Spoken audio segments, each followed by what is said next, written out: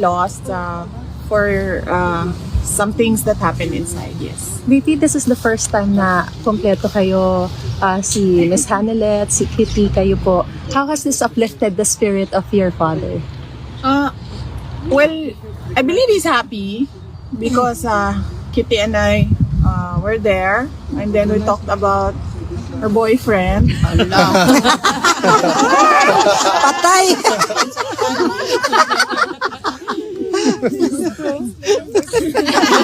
Nag-blush! Thank you. Thank you, ma'am.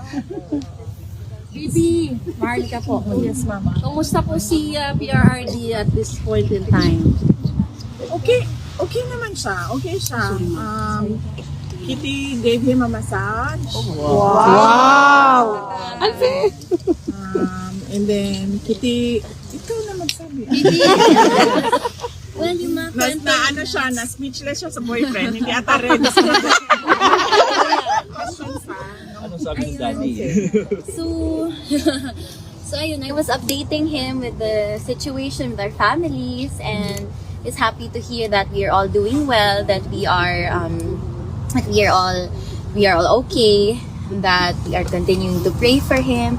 And ayun, mga positive things lang. We are telling him things that will uplift his spirit and things that will give him strength while he is inside.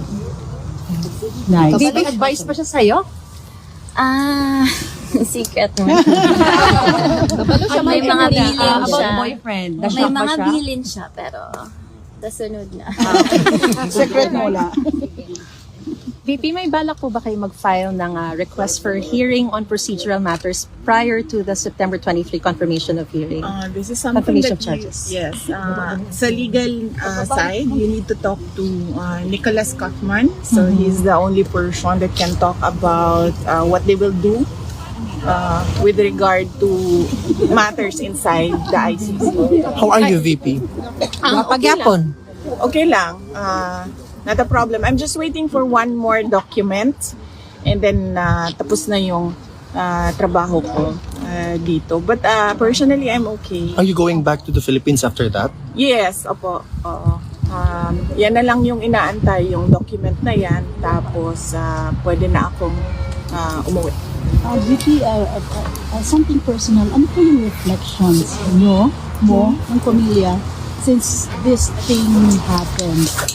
I'm sure in one of the moments you're thinking of something you could share. Ikaw muna. Or ako muna? Okay, ako muna.